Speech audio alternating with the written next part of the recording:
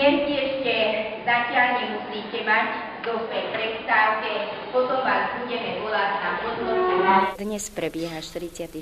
ročník biologickej olympiády kategórie E, ktorá pozostáva z 3 odborností. Je to odbornosť botanika, zoológia a geológia. Žiaci v týchto 3 odbornostiach píšu test, potom poznávajú prírodniny a nakoniec museli si ešte pripraviť zbierky aj z botaniky, aj zo zoológie, aj z geológie.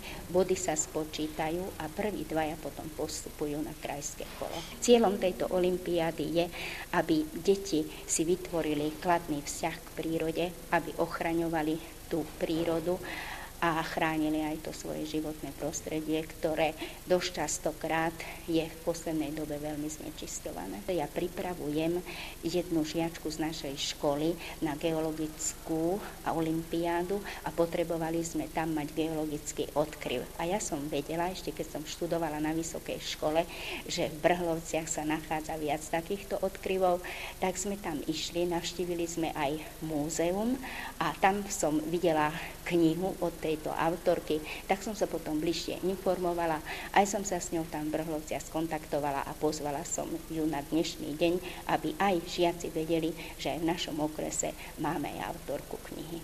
O mesiac budeme mať ďalšiu kategóriu, bude to kategória D, kde budú súťažiť žiaci 6. a 7. ročníka. Tá bude rozdelená na projektovú časť a prakticko-teoretickú časť.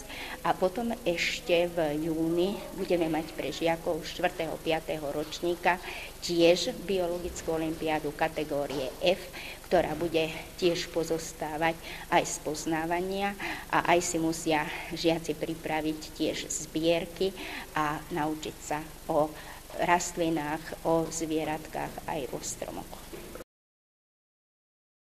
Táto kniha je predovšetkým o prírode v Brhlovciach, ktorú určitá lokalita vybraná, ktorú som pozorovala fakticky od detstva. A vidím ten úžasný rozdiel v 70.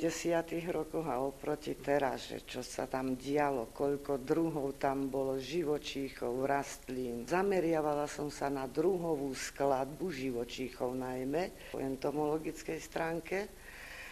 A takisto pravda, že súvisia rastliny so živočíchami spoločne, takže aj rastlinné spoločenstva som si poznačovala. A zistila som, že o niektorých druhoch oproti 70. rokoch už nie ani stopy. Veľmi zaujímavé, veľmi pestrú prírodu, ani neviem, čo máme, čo nevedia ľudia, čo máme v tých Brhlovciach.